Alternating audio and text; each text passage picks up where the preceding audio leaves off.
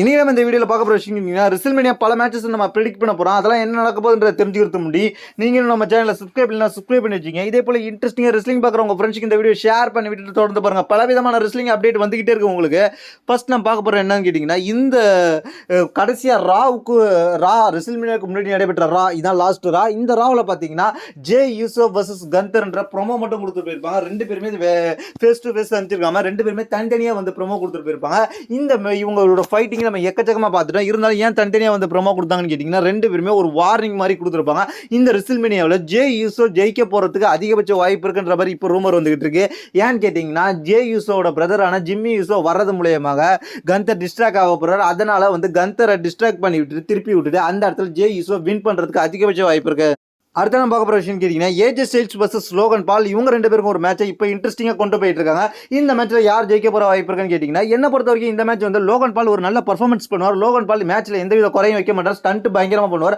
அதே சமயத்தில் AJ styles stunt பண்ண தயங்க மாட்டார், ஸ்டண்ட் பண்ணுவார். அதனால ஏஜே ஸ்டைல்ஸுக்கு இது ஒரு லாஸ்ட் ரெஸ்ல்மேனியாவாக இருக்குன்ற மாதிரி ஒரு ரூமர் போயிட்டு இருக்கு. ஏஜே ஸ்டைல்ஸ் ரிட்டையர்மெண்ட் ஆக போகிறான்ற ரூமர் போயிட்டு இருக்கு.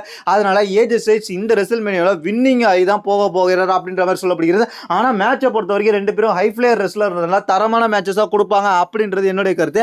அதனால இந்த மேட்ச்ல வந்து தரமான மேட்சஸா இருக்கும். ஆனா வந்து ஏஜே ஸ்டைல்ஸ் வின் பண்றது ஓரளவுக்கு வாய்ப்பு அதிகமா இருக்கு. கடைசி ரெஸ்ல்மேனியான்ற ஒரு காரணம்.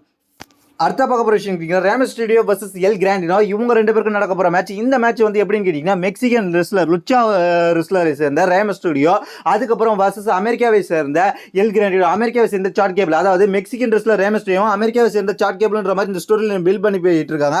அதனால இந்த சாட் கேபிள் எல் கிராண்டினோ கேரக்டர் பண்ணுறதுனால சாட் கேபிள் அமெரிக்காவை பேஸ் பண்ணி வந்திருக்கிறதுனால அதனால சாட் கேபிள் வந்து முழுக்க அமெரிக்காவை சப்போர்ட் பண்ணுற மாதிரி கேரக்டர் எடுத்திருக்காரு. அதுவும் அவர் அமெரிக்கன் ரெஸ்லர். அதனால வந்து சாட் கேபிளுக்கு தான் இந்த இடத்துல ஒரு அட்வான்டேஜ் இருக்கு. எப்படி இருந்தாலும் WWE வந்து யூஎஸ் ரெஸ்லரை எந்த இடத்துலயும் அதிகபட்சம் விட்டு கொடுக்க மாட்டாங்க.